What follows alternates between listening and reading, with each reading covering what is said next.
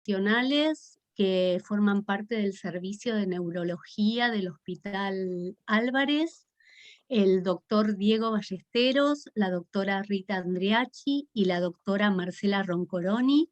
Ellos hace muchos años, desde el servicio de neurología, pertenecen a la red gerontológica, forman parte de la red gerontológica, hacen red con otros profesionales de otros hospitales y otros centros de salud, y en este contexto que hoy puedan estar acercándonos un poco su mirada sobre la enfermedad de Parkinson y sobre las cosas que podemos llegar a hacer y poder conversar también y que ustedes puedan hacer preguntas.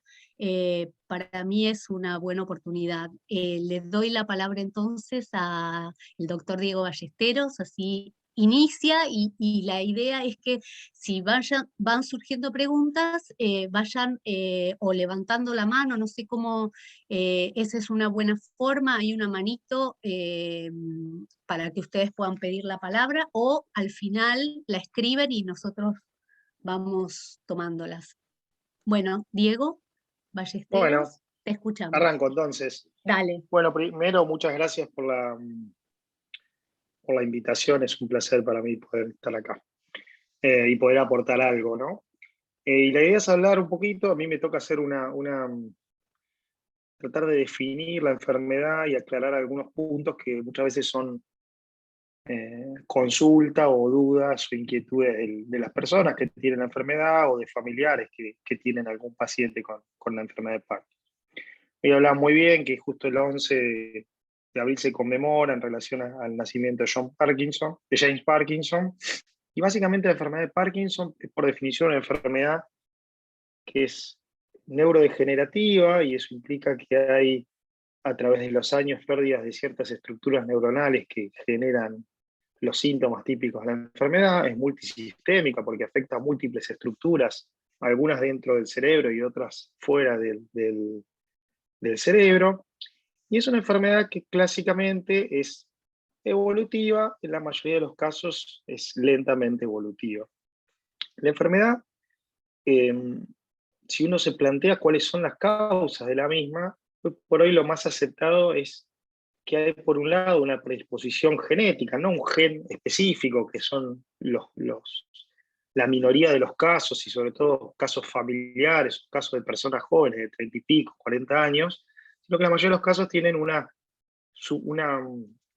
susceptibilidad genética, es decir, tiene múltiples alteraciones que en contacto de algunos factores ambientales producen el desarrollo de la enfermedad. Y esto es básicamente porque en el cerebro de las personas, específicamente en un área que se llama sustancia negra, que produce una sustancia que se llama dopamina, que es una molécula química que permite comunicar una neurona con otra, genera que haya un grupo de proteínas que se empiecen como a plegar mal. Esas proteínas se empiezan a formar acúmulos, y esos acúmulos matan las neuronas de esa estructura que se llama la sustancia negra, que básicamente es un circuito de dopamina que tiene que ver con lo motor, ¿sí? Eso es porque se produce la enfermedad, y esa falla nos va a dar los síntomas característicos de la enfermedad. Los síntomas característicos de la enfermedad que clásicamente describe Parkinson en su descripción son paradójicamente medio contradictorios, porque él la describe como parálisis agitante, es decir, por un lado, síntomas en menos, de los cuales la característica más importante que define la enfermedad es algo que nosotros llamamos bradicinesia, que es lentitud, que la lentitud, cuando involucra a los grupos musculares de la cara, lo que uno ve es que la falta de expresión del paciente, como que no tiene la misma expresión habitual. Cuando uno involucra los músculos de la mano, vamos a ver que le cuesta hacer alguna actividad fina, que la letra se va haciendo como más chiquita, y cuando afecta a los músculos, por ejemplo, de los miembros inferiores, que dan pasitos como más cortos, ¿sí?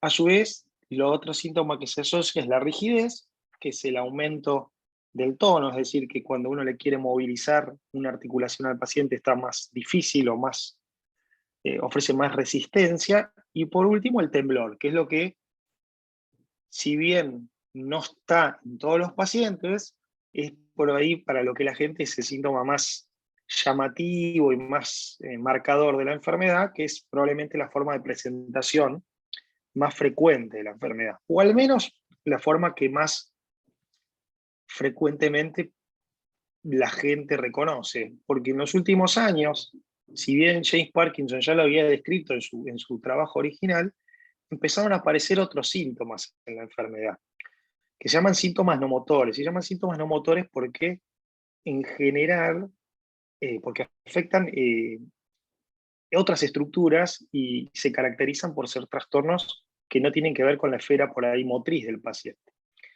Algunos de estos síntomas se llaman premotores porque aparecen inclusive muchos años del desarrollo de la enfermedad. Ahora que está muy de moda la pérdida del olfato por COVID, es muy común que por afección de la misma estructura que se afecta en el COVID, que se llama bulbo olfatorio, los pacientes tengan o mal olfato o ausencia completa del olfato. Y en general los pacientes no lo relacionan porque esa pérdida de olfato puede ser inclusive muchos años antes del desarrollo de la enfermedad.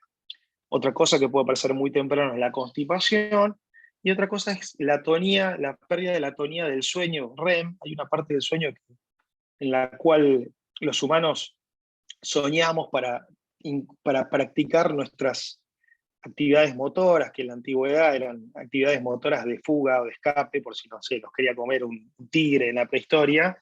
Los planes motores que hacíamos, básicamente, durante esa fase de sueño se suprime la motricidad para no pegarle a nuestra pareja cuando dormimos. Y en el Parkinson se pierde, eso es muy común, de personas que actúan los sueños, que boxeen dormidos, que le peguen al cónyuge, que se caigan de la cama, y eso también puede aparecer en forma precoz e inclusive mucho antes de que inicien los síntomas clásicos o motores de la enfermedad, ¿sí? El segundo punto importante es cómo es el diagnóstico de la enfermedad. Y el diagnóstico, más allá de que hoy tenemos un montón de estudios complementarios, el diagnóstico sigue siendo clínico, y la realidad es que lo que uno tiene que encontrar son estos síntomas motores que habíamos charlado. En el interrogatorio es muy importante pesquisar estas características no motoras que son tempranas, pero lo que nos va a hacer el diagnóstico es la evaluación del paciente, tanto por interrogatorio y el estudio clínico. Y después tenemos un arsenal de estudios complementarios, resonancia, PET, SPECT, ecografía de la sustancia negra, que son nombres muy raros para ver estructura del cerebro, pero que en general en la enfermedad suelen ser muchos de estos normales, muchos de estos muy inespecíficos, y que más que para el diagnóstico de la enfermedad nos sirven para excluir diagnósticos diferenciales de la enfermedad. El segundo punto, con respecto al diagnóstico, siempre hay que tener cuidado y no asustarse, porque la mayoría de los temblores que tiene la gente, y sobre todo la gente mayor, no suele ser Parkinson, puede ser algún otro tipo de temblor benigno, como es el temblor esencial, pero bueno, con lo cual si aparece no asustarse tanto, y por ahí la idea es ver a un profesional para sacarse la duda de qué es o qué no es.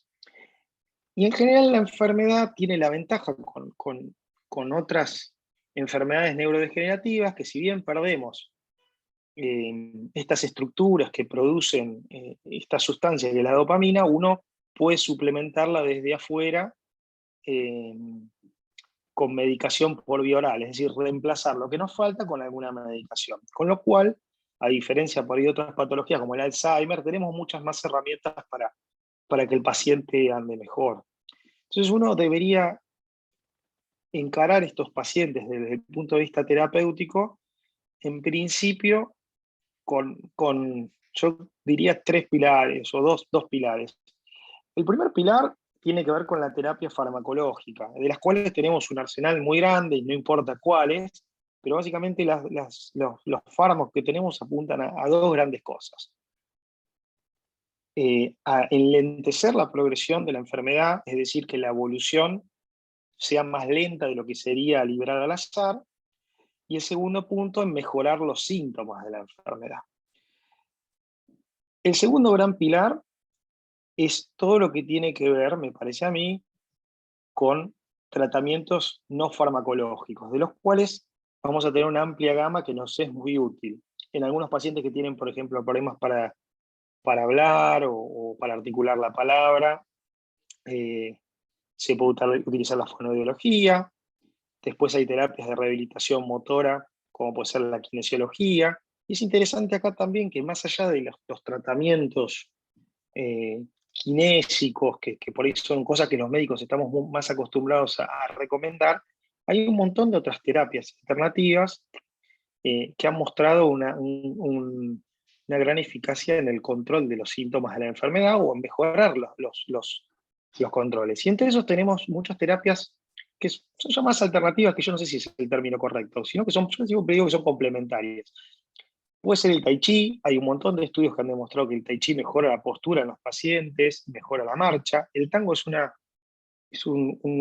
que por ahí va a haber un video ahora, no me quiero meter en un tema que va a desarrollar otro profesional, pero por ejemplo, el Hospital de Ramos Mejía de la Ciudad de Buenos Aires hace años que tiene un programa de Parkinson y tango muy interesante, en el cual ellos llamativamente no han logrado demostrar que los pacientes mejoren objetivamente, pero ellos se sienten todos mejor y creo que un poco la conclusión es que por ahí los médicos no estamos midiendo bien el beneficio que le da a los pacientes. Pero claramente el tango es una danza que tiene como un plan motor bien establecido, en la cual hay pasos, idas, vueltas, tiene apoyo en otra persona, tiene el contacto con otra persona, y genera, en cierta forma, la concientización de un plan motor, que en la enfermedad una de las características que tenemos no suele ser en las fases iniciales, pero sí en fases medias y avanzadas.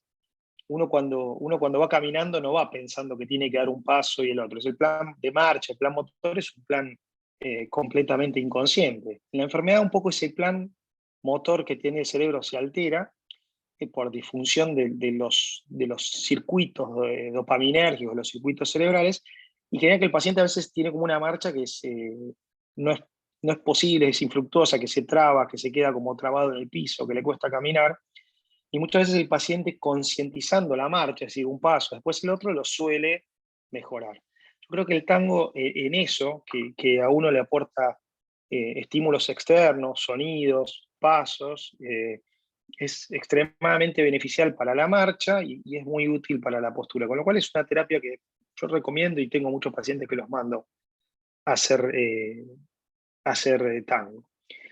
Y después tenemos obviamente toda la terapia que con el correr de los años, muchos de estos síntomas motores, ¿se acuerdan que les dije que algunos eran tempranos? Con el correr de los años estos pacientes empiezan a tener complicaciones motoras. La pastilla ya no le alcanza, la dosis no le alcanza, la pastilla le genera algún tipo de movimiento involuntario. Y en estos pacientes lo que uno puede hacer es hacer ajustes más finos de la medicación. Y hoy por hoy otra cosa que se hace en Argentina desde la década del 90 es la cirugía de Parkinson, que es para un grupo muy chiquito de pacientes y en una etapa muy puntual de los pacientes, pero que para ese subgrupo de pacientes es altamente efectiva y recomendable. ¿Sí? Son pacientes que en general tienen buena respuesta a la medicación, pero empiezan con esas complicaciones que no podemos manejar. Y con el correr del tiempo empiezan a aparecer algunos otros síntomas que empiezan a ser molestos, problemas para la parte urinaria, por ahí algún problema de memoria, y para todos estos tratamientos uno tiene opciones farmacológicas y no farmacológicas, desde medicación o rehabilitación cognitiva, que nos puede ser y básicamente ese es el primer punto. Y después siempre trato de marcar las cosas positivas, porque si no es medio deprimente el tema, pero hoy por hoy hay muchas opciones de tratamiento en fases de investigación avanzadas, que lamentablemente con esto del COVID se separaron algunos protocolos, pero creo que en breve, tal vez en unos años, tengamos opciones para hasta inclusive frenar la enfermedad, con lo cual eh, es una cosa que es muy positiva y muy esperanzadora a futuro. Uno tiene que pensar que los pacientes que veíamos con Parkinson de la edad de por ahí mis abuelos o por ahí de mis bisabuelos, ya no es más así. Hoy en general la evolución de los pacientes en cuanto a las opciones nuevas de tratamiento que hay y de las formas de administrarlo, yo creo que ha mejorado mucho. Tal es así que el pronóstico de expectativa de vida de un paciente con Parkinson hoy por hoy es casi similar a una persona que no tiene la enfermedad. Con lo cual, nada, dejar este mensaje dentro de todo positivo que creo que en breve digo en años, ¿no? Pero probablemente tengamos, más allá de las opciones que hoy tenemos para manejar la enfermedad, opciones para frenar la enfermedad, que por ahí es el paso previo a curarla o hacer que nuestros pacientes anden mejor. Y después no sé si tiene alguna Bien, pregunta. Diego, sí, hay preguntas en el chat interesantes. A ver si podemos ir tomándolas. Lauri, ¿querés que las vayamos preguntando ahora o Dale. te parece después? No, Ahora, me ¿no? parece que ahora, porque surgieron en la charla Sí. del doctor Ballesteros, y después Perfecto. le damos la despedida y se quedan las doctoras Roncoroni y Andreachi Andrachi. para seguir. Pasamos el video y seguimos charlando algunas cuestiones de promoción, prevención y también atención. Perfecto. Paula, Lau. Sí, Diego, buenas tardes. Muchísimas gracias por la amorosidad con la cual abordás un tema nada fácil. Hoy les cuento que fuimos a vacunar a domicilio a una señora de 90 años, hermosísima, con Parkinson. Así que apoyo lo que estás comentando de que uno puede llegar a cierta edad a pesar del Parkinson. Las preguntas algo que no dije que es importante. En general la enfermedad tiene asociación al riesgo de tener la enfermedad con la edad. O sea, mayor edad, más riesgo. Lo que hacemos la patología, yo tengo pacientes de 30 años, son los más raros, los más infrecuentes. Pero pensar que esta patología, el espectro clínico, si bien la mayoría aumenta sustancialmente con la edad, porque el porcentaje aumenta con la edad, ahí puede haber pacientes jóvenes con la enfermedad. Que no lo dije, perdón. Las preguntas son, ¿puede un paciente con Parkinson tener desorientación? Y cualquier paciente puede tener desorientación. Los pacientes con Parkinson, en general, como tip para la patología, la enfermedad, desorientación, uno habla de desorientación de un cuadro agudo, de confusión, o yo lo interpretaría así. Pensar dos cosas. Los remedios que se dan, hay que ser muy cauteloso en pacientes mayores, porque así como pueden mejorar lo motor, pueden generar confusión. Y el segundo punto, usualmente cuando hay confusión en un paciente con la enfermedad, lo más probable es que sea una intercurrencia clínica, neumonía, infección urinaria, sodio bajo o algo farmacológico. En general, la enfermedad anda estable y va, si se quiere, progresando muy lentamente y hay que ajustar la medicación. Cambios bruscos de confusión, pensar siempre primero en algo clínico y no en la enfermedad. Clarísimo. ¿Nos podemos morir por Parkinson? No. Digamos, la gente se muere por... Ninguna enfermedad neurodegenerativa termina matando. A ver, los estadios finales de cualquier enfermedad en general se asocian a neumonías o otro tipo de trastornos que son los que causan el deceso. Pero no por la enfermedad. Muy bien. Esta pregunta te la hago yo, tal vez ya no en esta época. ¿Se puede confundir al inicio del diagnóstico del Parkinson con un síndrome depresivo? Sí. Sí, es común. Por dos motivos es común. El primer motivo que es común, la presencia de síntomas depresivos en pacientes con Parkinson en estadios iniciales. O sea, es probable que una depresión pueda enmascarar un Parkinson. No estoy diciendo, como dicen en otras patologías neurológicas, todos los deprimidos son Parkinson. No estoy diciendo eso. Digo que puede en forma temprana cursar con depresión. Y segundo, los Parkinson tienen esta cosa de la falta de expresión que muchas veces se puede confundir con depresión, descenso de la movilidad, lentitud. Lo que llaman los síntomas somáticos, es decir, los síntomas corporales de la depresión tienen un overlap, una superposición importante con los síntomas motores de la enfermedad. Así que se puede confundir para los dos lados. Muy bien. ¿Hay más hombres que padecen Parkinson que mujeres y se sabe el por qué? No, es una diferencia mínima, es un poquito más los hombres que las mujeres, pero es una diferencia mínima. Yo no lo sé, no creo que nadie lo sabe. Muy bien. A través de un análisis de sangre de rutina, ¿se puede sospechar que uno está teniendo o está ahí progresivo el Parkinson? No. Perdón, en algún momento había algunos lugares que se dosaba la dopamina en sangre. No tiene ningún sentido, no tiene ninguna correlación la dopamina en sangre con la dopamina en cerebro. Estudios, hay como algunos centros de dudosa... bueno, voy a hablar mal, pero que miden, no tiene sentido medir neurotransmisores en sangre, no tiene ningún valor ni para depresión, ni para Parkinson, ni ninguna de esas patologías. Muy bien. Y la alimentación, ¿vos sugerís que hay alimentos que pueden ser, que nos lleven a ser más propensos a adquirir la enfermedad? Mira, la alimentación en relación a la enfermedad hay dos puntos. El primer punto, con respecto a los fármacos.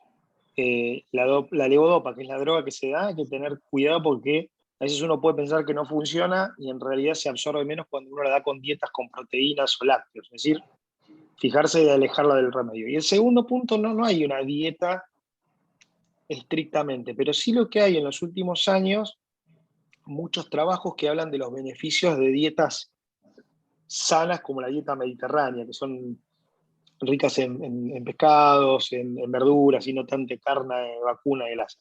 Más que nada eso, que también aplica para un montón de patología coronaria y cardíaca. Siempre pensar que hay una entidad que es lo que se llamaba antiguamente como el parkinsonismo vascular, que son pacientes que tienen muchas lesioncitas cerebrales, ya sea por hipertensión, colesterol, tabaquismo, sedentarismo, que dan como un cuadro de la marcha parecido a un cuadro parkinsoniano.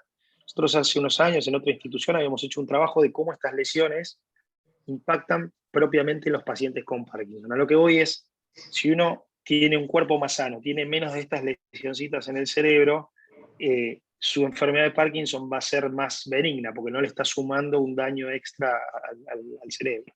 ¿Sí? Muy bien. Luego nos comenta otra participante que su primo de 40 años a los 40 años de edad tuvo Parkinson, hoy a los 60 con demencia, ¿no? Todo lo que acarrea en tristeza esto, y si habría modo de revertir el cuadro. Es difícil opinar sin ver al paciente, pero usualmente esas formas parkinsonianas son en general formas genéticas, en general tienen, según el tipo, algún fenotipo clínico más agresivo y distinto, y en general revertir el cuadro es difícil, habría que ver qué es lo que tiene, pero por ahí se puede mejorar alguno de los síntomas. Muchas gracias, Diego. Acá hay una pregunta que me parece interesante. Si se sabe si ¿cómo acompañar en la rigidez a un paciente con Parkinson? ¿Qué se aconseja? Mirá, la rigidez es un síntoma que puede mejorar, a ver, tiene como varios estadios en los cuales al principio la rigidez la posición es reductible, uno la puede mover, y hay estadios que, como todo, cuando uno fija mucho una articulación, la articulación genera un punto en el cual es imposible moverla, se fija el hombro o el brazo. En general, las medicaciones suelen mejorar la rigidez, y lo importante acá es atacar tempranamente las cosas. Los pacientes con Parkinson, una cosa que tienen muy temprano es que balancean menos un brazo, porque en general el cuadro es más de un lado que del otro. Y eso, si uno no lo trata o no le manda a hacer ejercicios, el hombro se empieza como cualquier articulación que no uso, se empieza a fijar. Entonces, la realidad es que depende del grado de rigidez y a veces hay que medicación, a veces hay que hacer kinesiología y hasta a veces el hombro se opera. Pero lo importante por ahí como concepto general, más allá del caso particular, es decir, hay que atacar tempranamente eso con ejercicios de elongación, estiramiento, postura, para evitar lo que cuando aparece y ya está establecido es muy difícil de mejorar. Como Acá punto general sería. Es importante lo que traes del caso por caso, si bien uno te invita a que hagas generalizaciones, hay que ver el caso por caso y cada caso es particular. Acá hay otra pregunta que me pareció interesante. ¿Cómo saber si si están en una fase muy avanzada, ¿sirve la medicación levodopa después de haber avanzado tanto la enfermedad? La levodopa usualmente sirve siempre. Lo que puede dar es algún efecto adverso que habrá que contrarrestarlo de otra forma. Formas extremadamente avanzadas de muchos años, 20 años, que por ahí tienen todo un conglomerado de síntomas que dificultan mucho al paciente. En general, la paciente, una cosa muy común es que los pacientes, no sé, hacen una neumonía y le sacan la levodopa en la internación. Y ahí vemos que le falla la mecánica ventilatoria, porque así como uno mueve los brazos, mueve los músculos para respirar. Entonces, la levodopa usualmente los pacientes nunca se les saca a los pacientes con Parkinson.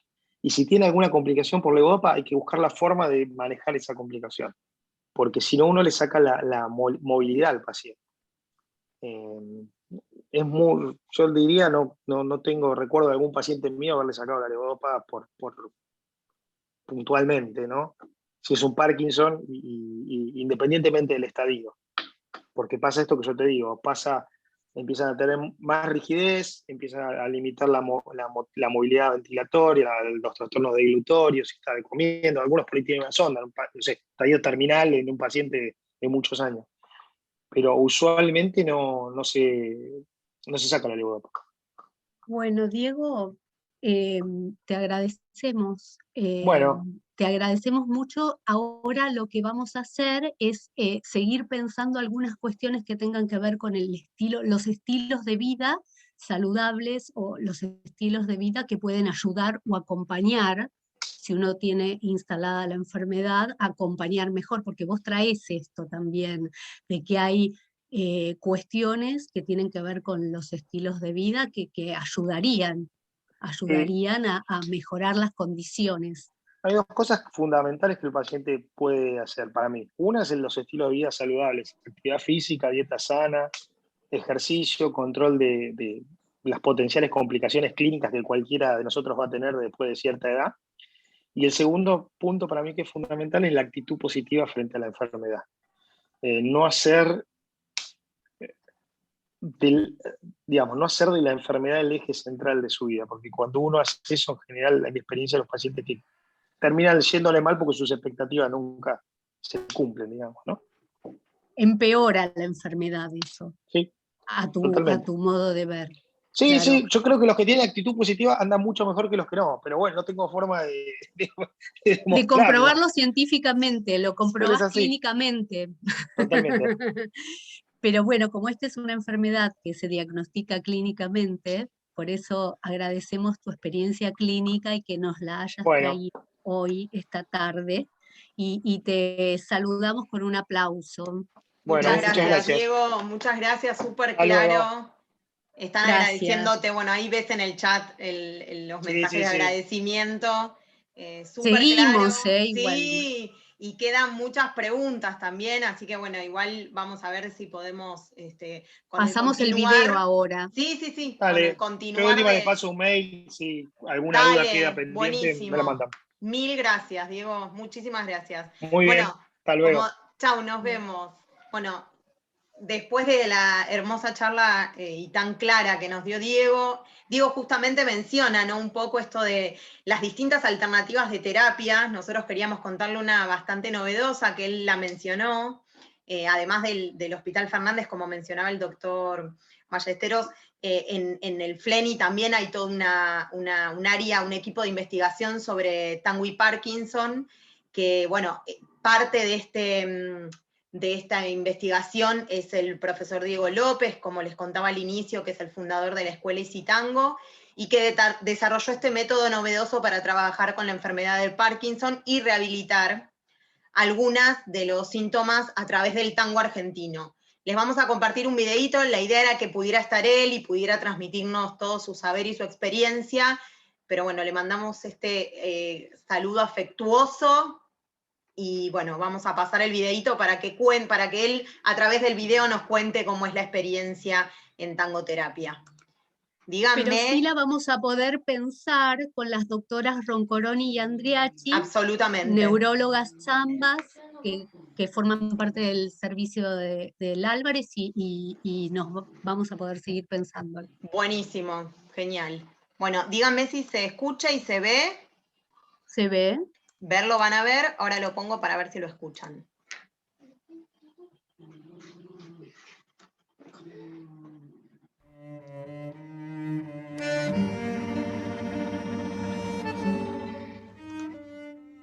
Buenos Aires es considerada la capital mundial del tango. En la ciudad existen cientos de milongas que acercan constantemente gente al maravilloso mundo del tango. La escuela Easy Tango no es una más, ya que entre sus alumnos se encuentran pacientes que día a día padecen la enfermedad de Parkinson. Diego López es el fundador y profesor de la escuela. Con el tiempo, desarrolló una terapia dedicada a enseñar la danza del tango a pacientes con Parkinson. Acompañado por Andrea Starosilis, su pareja y compañera de baile, llevan más de 5 años enseñando e integrando pacientes con Parkinson a las clases grupales.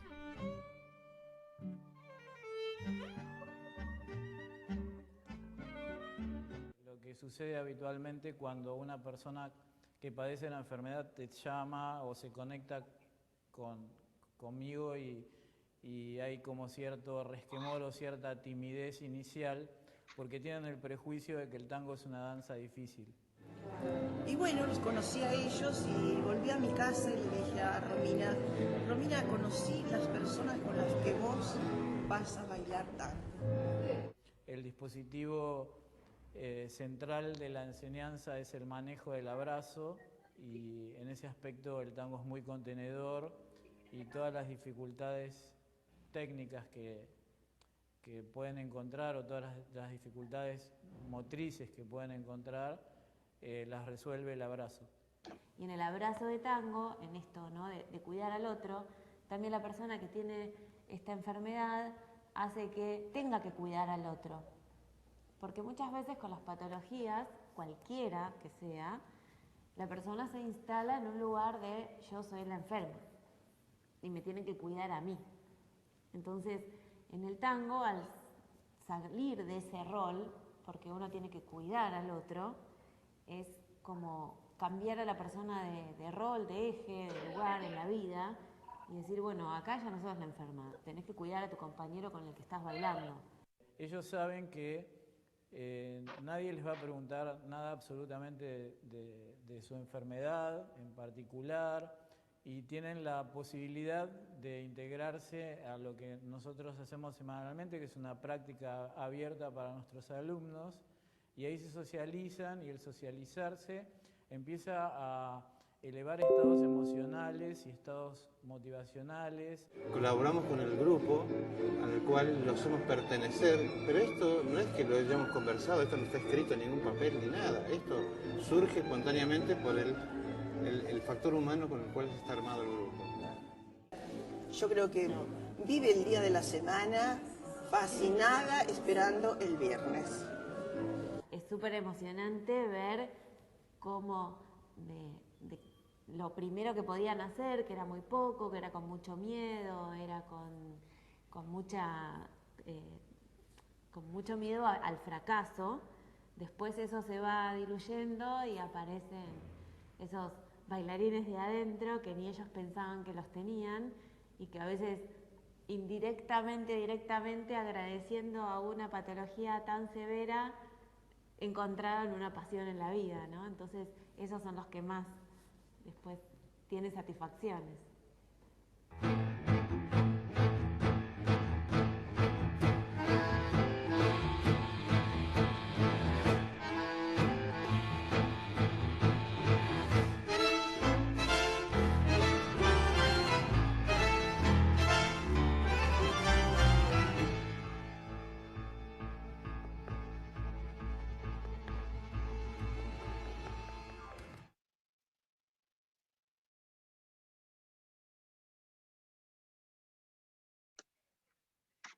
Bueno, ahí, como pudieron ver,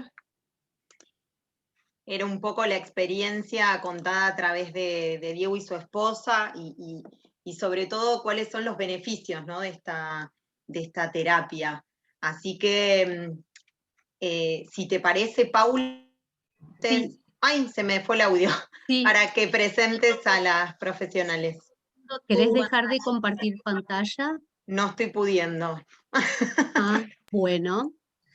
Bueno, bien, entonces presentamos a la doctora Rita Ahí está. Andreacchi y a la doctora Marcela Roncoroni. Les damos la bienvenida y la palabra. Rita, ¿estás por ahí? ¿Qué tal? Hola. Marcela, bárbaro. Bueno, muy interesante todo lo que contó o lo que pudo explicar Diego. Y una de las cosas en las que quiero hacer hincapié también en lo que es la parte de movimiento, es muy importante porque ya que la patología, digamos, el Parkinson es un trastorno del movimiento. Entonces el hecho de la movilización, ya sea a través del tango, si bien la movilización ya en el adulto siempre es muy importante, todo lo que es la actividad física, y bueno, los que me conocen saben que yo estoy muy a favor de todo lo que es la actividad física. También hay un montón de papers donde se menciona no solamente la parte del tango, sino que también hay algunas nuevas evidencias donde en pacientes de reciente diagnóstico, por ejemplo, el hecho de las cintas caminadoras, ¿sí?, como un ejercicio en los que son de reciente comienzo, a veces demora el hecho de poder empezar con tratamiento medicamentoso.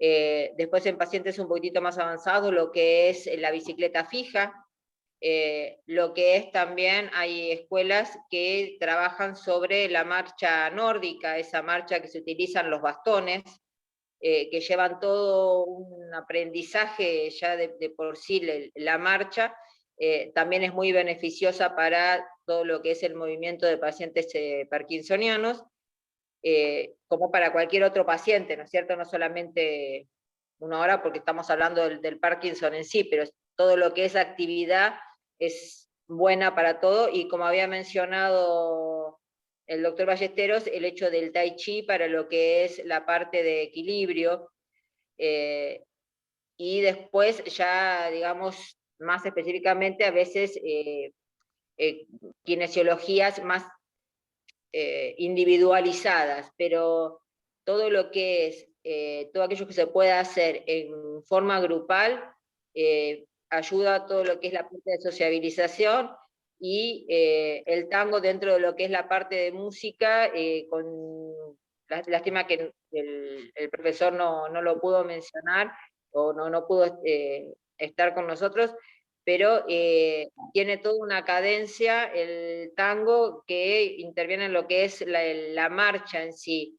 Él explica muchas veces que utiliza para los pacientes como un aprendizaje previo a llevarlos a su, digamos, a la pista en sí, con diferentes técnicas que son a veces la utilización de estos suelos de colores en el piso, esas como goma eva, como para poder manejar el paso.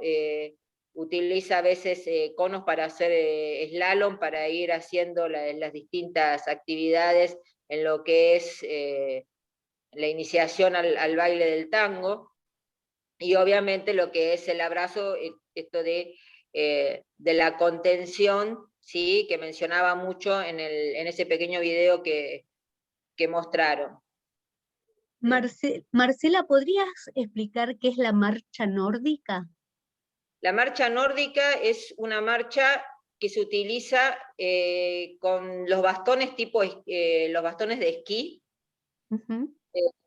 pero no es que yo camine con un bastón, sino que tiene una cadencia y hay escuelas de marcha nórdica, porque tiene toda una forma de caminar diferente a una marcha, o sea, cuando uno sale a caminar, es diferente el hecho de caminar con los bastones a caminar sin los bastones.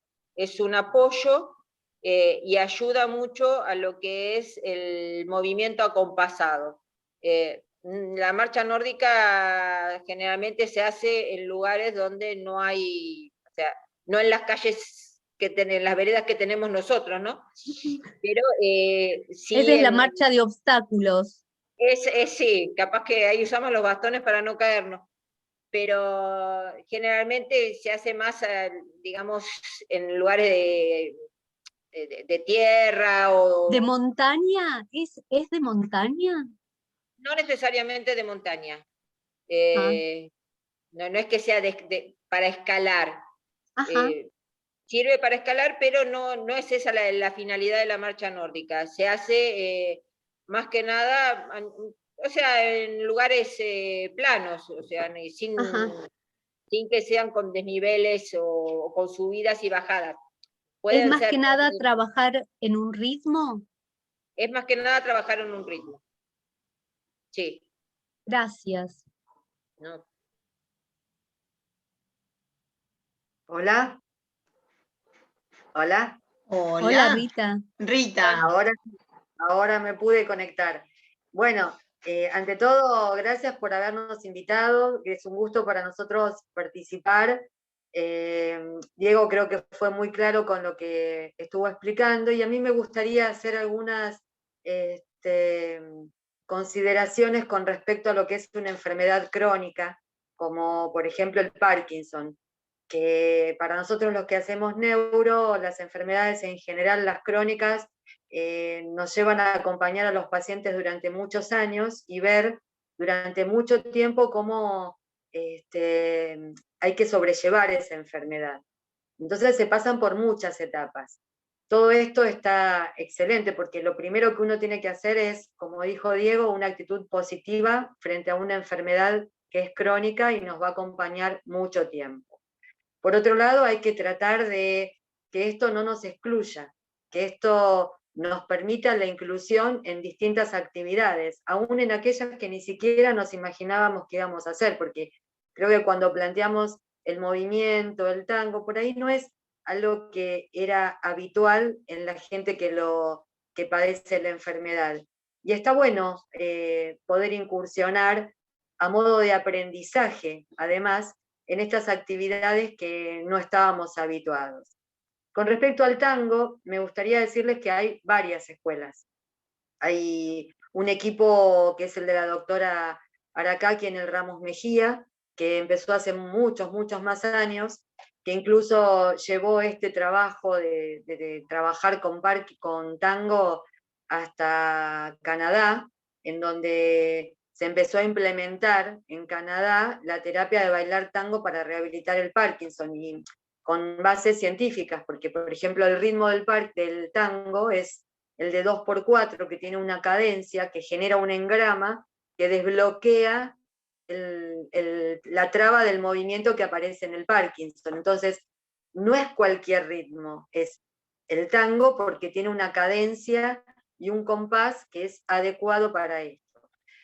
Hay otras cosas que también podemos tener en cuenta con respecto a esto de bloquear el movimiento, que con el tango se logra. El hecho de empatizar con el movimiento del otro, que esto es todo un aprendizaje.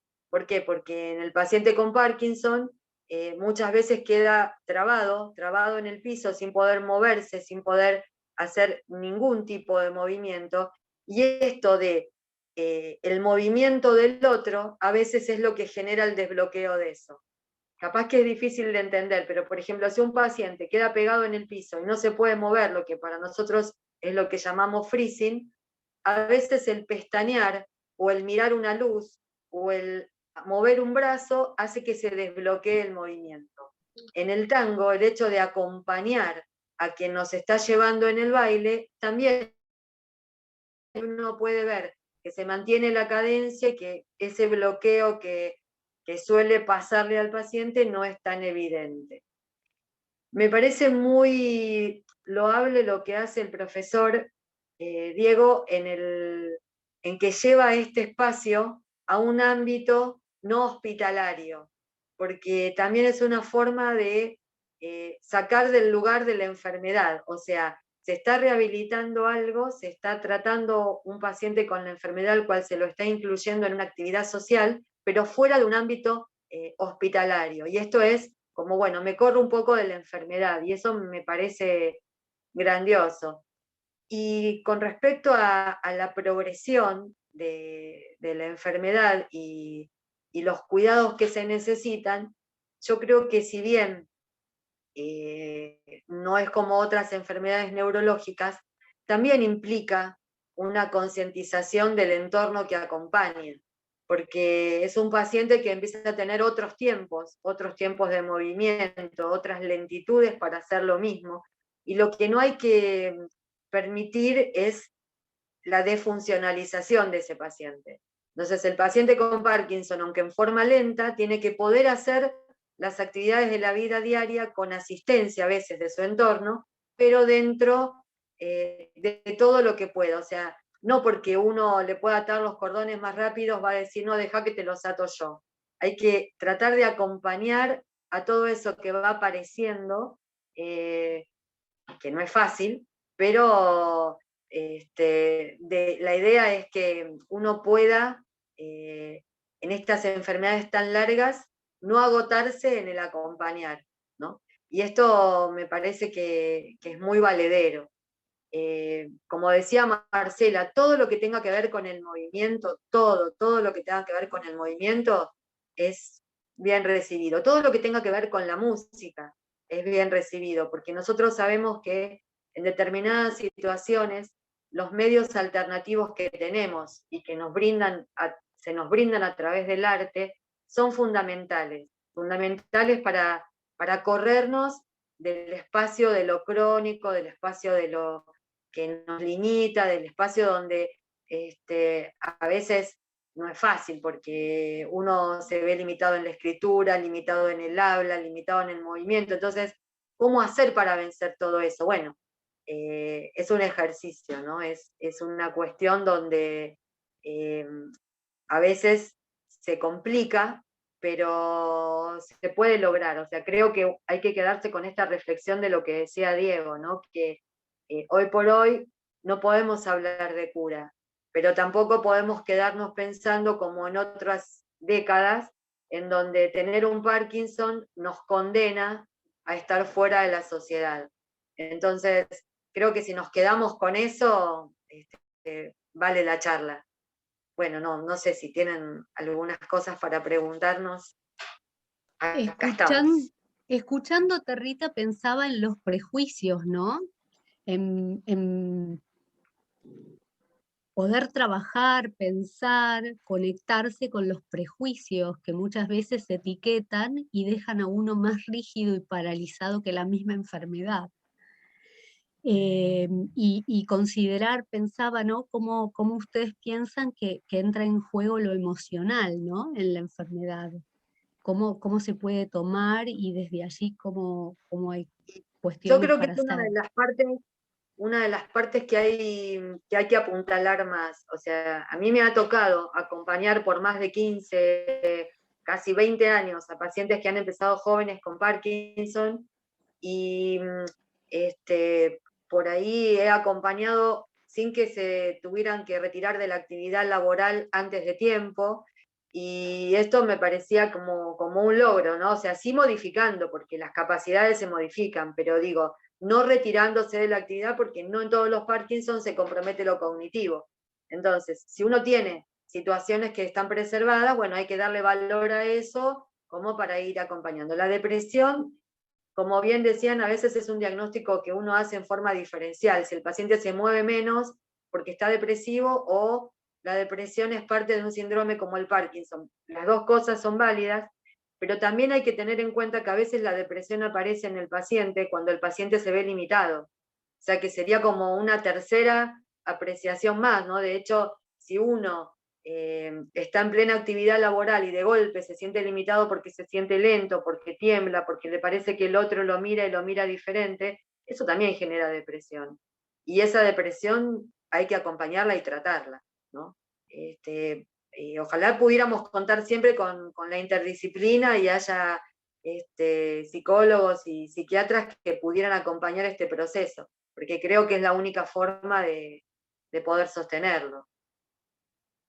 Yo creo que una de las cosas principales es el prejuicio que tiene uno de la enfermedad, ¿sí? Entonces, primero tiene que sacarse uno el prejuicio de la enfermedad para poder estar un poco más en sociedad y no ponerse como víctima de padecer determinada enfermedad y decir, bueno, sí, si me miran porque tengo un Parkinson, sí, tengo un Parkinson, estoy tratado y voy a salir adelante. No por eso aislarse de la sociedad. Primero hay que aceptar, como decía Diego, lo importante es esta actitud positiva de poder asumir de que uno tiene una patología y, bueno, y ahora con esta patología, ¿qué puedo hacer? O sea, cuáles son limitaciones y cuáles son las cosas que yo puedo sobrellevar adelante a pesar de la patología. Bien, es el medio vaso lleno o vacío, ¿no? Tiene que ver cuánto de actitud tiene que ver. Yo pensaba en el tango y el movimiento y la música y el arte que traían ustedes, y pensaba si esto no ayuda a abrazar, ¿no?, al otro o a una actividad y no a la enfermedad, ¿no? ¿Qué abrazo uno da, ¿no? Si puede estar, vos Rita traías bien esto de ir a otros ámbitos, que no sea toda mi vida la enfermedad, el hospital, ¿no? Muchas veces, bueno, también lo psicológico, lo emocional, plantea ciertas rigideces, ¿no?, previas al Parkinson, ¿no?, y que no ayudan.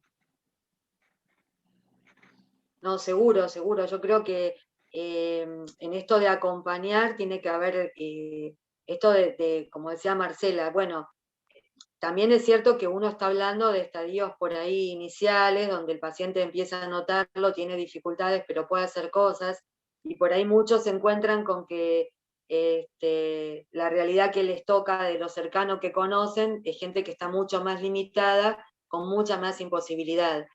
Esto es real. Uno trata en los estadios iniciales, de fomentar todo esto para poder retardar esa llegada, o para que cuando esa llegada, si inevitablemente tiene que aparecer, bueno, haya podido hacer que todos los años previos hayan sido años de disfrute, y no sufrir desde los estadios iniciales como si estuviera en estados avanzados.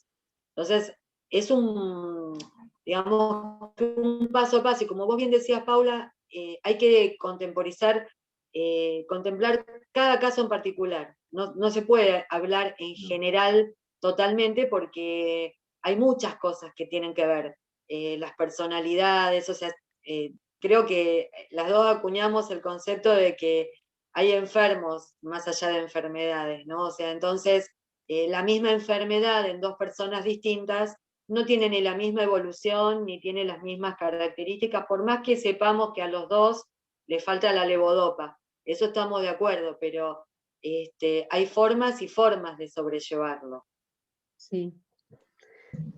Rita, yo quisiera destacar uno de los mensajes. Paula, si me permitís, por favor. Neida dice que muy interesante la información, que Dios quiera que haya mucha más información que pueda ser transmitida. Y yo me permito, a título personal, agradecerte, porque los médicos, con quienes en algún momento fuimos pacientes, nos enseñan. Entonces, el poder aprender cómo comunicarme, cómo respetar los tiempos del otro, una palabra que me encanta, cómo acompasar junto al otro, yo estoy como muy agradecida, Rita, por tu mirada. Bueno, gracias. Pero en realidad creo que más allá de las enfermedades neurológicas, cualquiera sea la enfermedad, hablando de enfermedades crónicas, lo que hay que tener siempre es la mirada integral. ¿no? Y en esa mirada integral hay que contemplar siempre la evolución del paciente y cómo va sobrellevando las cosas. Así, aparte también para acordarnos de esta cuestión que es el saber único, ¿no? O el saber que está por encima de todo.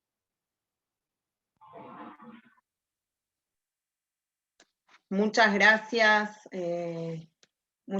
Rita, muchas gracias Marcela, bueno, muchas gracias Paula. No veo más preguntas y ya nos superamos la hora, así que si te parece Paula y bueno, el equipo también del Álvarez, vamos cerrando. La verdad que quiero agradecer sobre todo, como bien decía mi compañera Laura, la calidez y la claridad con la que transmitieron la información, que bueno, en el chat apareció mucho esto de que hay tanta información que no se cuenta, y sobre todo el mensaje me parece esperanzador, ¿no? Que a pesar de la patología, digo, tiene que ver mucho el cómo se atraviesa, ¿no? De alguna forma, o cómo se convive con ella. Así que me parece que bueno, nada, que es un poco lo que queremos transmitir en estas jornadas, ¿no? No solo venir a hablar de la enfermedad, sino también de esto, de, como bien decía Paula hoy cuando las presentó, prevención, promoción, ¿no? De la salud, y también cómo podemos, o cuáles son las herramientas con las que contamos en el momento de luego del diagnóstico ya, ¿no? Ya después del diagnóstico, bueno, ¿cuáles son las herramientas con las que contamos? ¿Qué cosas sí está en nuestras manos poder hacer? Y me parece que ustedes dieron muchas herramientas, y bueno, así también Diego López, desde su tangoterapia, y su claridad, y su amor, y pasión con la que trabaja. La verdad que vuelvo a repetir que le mandamos un abrazo grande desde la Secretaría de Integración Social. Esperamos que se esté recuperando. Y bueno, y agradecerles, no quedan muchas más palabras, gracias a ustedes por estar del otro lado, esperamos que les haya servido también a ustedes toda esta información. Va a quedar grabada y se va a transmitir por YouTube de la Secretaría de Integración Social para Personas Mayores, para los que no estuvieron o para los que llegaron tarde, así que lo van a poder volver a ver las veces que quisieran. Bueno, Paula, si te parece, nos vamos despidiendo. Sí. Bueno. Gracias por la invitación. No, muchas gracias Rita, a ustedes, gracias Marcela. Gracias a todos. No, y gracias a ustedes y a la red Progesa por estar permitiendo este intercambio súper rico de saberes. Así que muchísimas gracias a todos. Y a Senior Home, que es el que nos presta el espacio, todos los encuentros de Zoom, para que podamos hacerlo sin que se nos corte y que pueda entrar toda la gente que quiera. Así que muchísimas gracias y nos vemos en la próxima jornada. Chau, Lauri. Chau, gracias. Adiós. Chau, Pau. Chau a todos. Chau, hasta luego. Hasta luego.